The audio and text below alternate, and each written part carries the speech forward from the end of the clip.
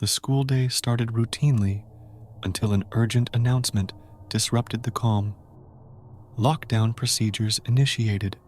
This is not a drill. Panic surged through the classrooms, and teachers swiftly guided their students into hiding spots, their faces etched with worry. In Mr. Jackson's science class, fear took hold as the students huddled in the corner, eyes wide with apprehension.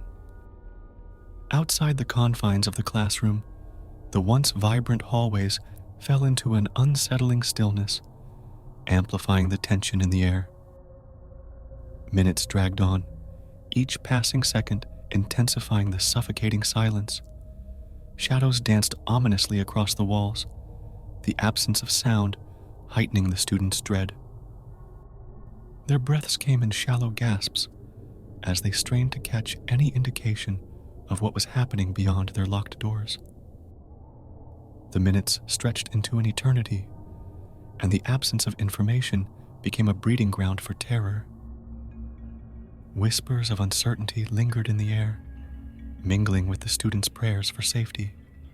Their imaginations ran wild, conjuring up nightmarish scenarios lurking just beyond their sight.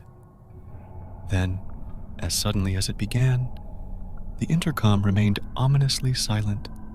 No announcement declaring the end of the lockdown came. No reassurances. No sounds from the outside world. Just an eerie, haunting silence. With hesitant movements, Mr. Jackson approached the door, his hand trembling as he slowly turned the handle.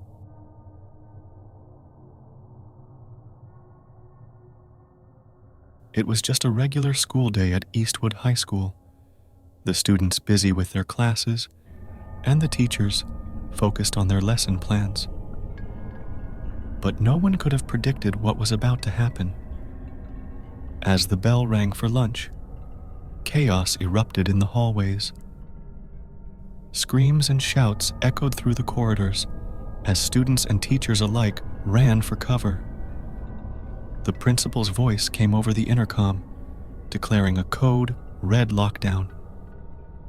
In a state of panic, everyone rushed to their designated classrooms, the sound of lockers slamming and feet pounding against the tiled floor, creating a deafening roar.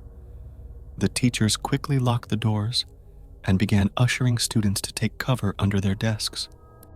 But as the minutes passed, the fear only grew stronger. No one knew what was happening outside those walls, and that uncertainty was enough to make their hearts race and their hands shake. Some tried to call their parents, but the phone lines were jammed.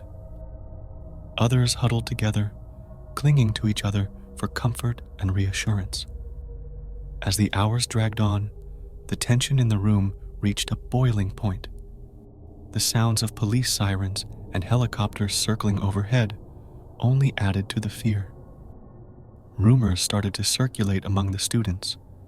A group of armed strangers had entered the school. An explosion had occurred in the cafeteria. In the midst of the chaos, one thing was certain: they were stuck in that room, waiting for the nightmare to end. As the evening sun began to set, a loud explosion rocked the school, sending shockwaves through the building. The lights flickered and then went out, leaving the students and teachers in complete darkness. The air was filled with the smell of smoke and something else, something metallic and foul. And then, the sound of footsteps could be heard, slowly approaching the classroom. The students held their breath, their hearts pounding in their chests as they waited for the door to burst open. But instead, a voice spoke from the other side. "Is anyone in there?" it asked.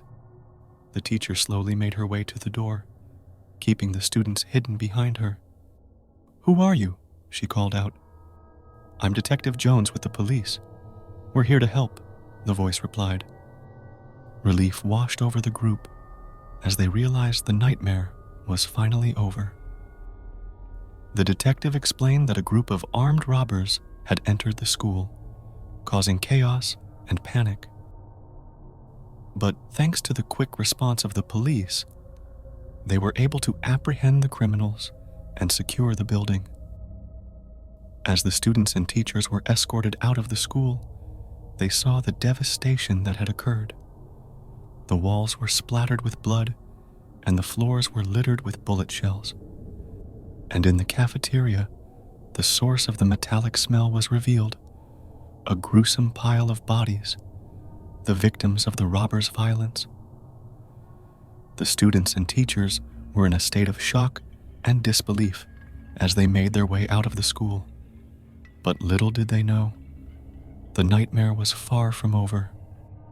As they walked through the school gates, they were met with a gruesome sight: the robbers' van, engulfed in flames.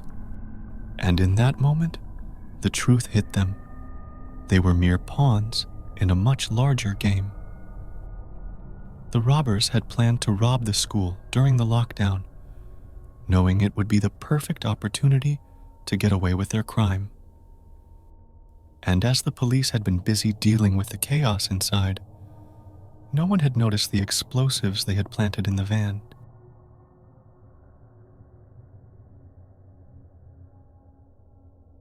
It was a typical Monday morning at Jefferson High School, with students rushing to their first period classes and teachers preparing for the day ahead. But little did they know, this would be a day they would never forget. As the first bell rang, signaling the beginning of classes, the principal's voice boomed over the intercom. "Attention all students and faculty, we are currently in a code red lockdown. This is not a drill, I repeat. This is not a drill. Please follow all safety procedures and remain in your classrooms." Panic spread throughout the school as students and teachers frantically made their way to their designated safe areas. The atmosphere way tense, and the only sound that could be heard was the loud beating of hearts. Suddenly, the lights flickered off, engulfing the entire school in darkness. The students sat in silence, their eyes wide with fear.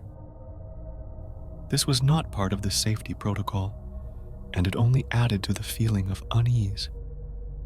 Minutes passed, but the lockdown showed no signs of ending. Students started to exchange worried glances, wondering what could have possibly caused this lockdown. Was there an intruder in the school? Were they in danger? Just as these thoughts were running through their minds, a chilling voice echoed through the intercom. "Welcome to your worst nightmare, students of Jefferson High. You have been chosen to participate in a game of survival. The rules are simple. Stay in your designated safe areas, and you may have a chance of making it out alive. But be warned, if you leave your classroom before the lockdown is lifted, you will face deadly consequences."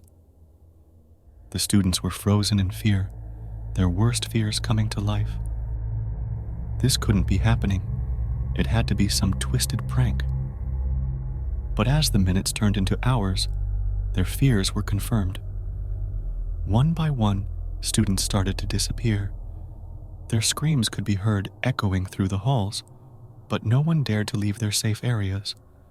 The teachers were at a loss, not knowing what to do to protect their students.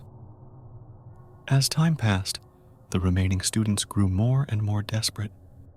Some tried to call for help, while others attempted to escape their safe areas, but all were met with terrifying consequences. Finally, after what felt like an eternity, the intercom crackled to life once again. "Congratulations, survivors. You have passed the test. The lockdown is now lifted. You may exit your safe areas." The students slowly emerged from their classrooms, shaken and traumatized. They couldn't believe what had just happened. It felt like a scene from a horror movie. But as they made their way out of the school, they were met with a shocking sight.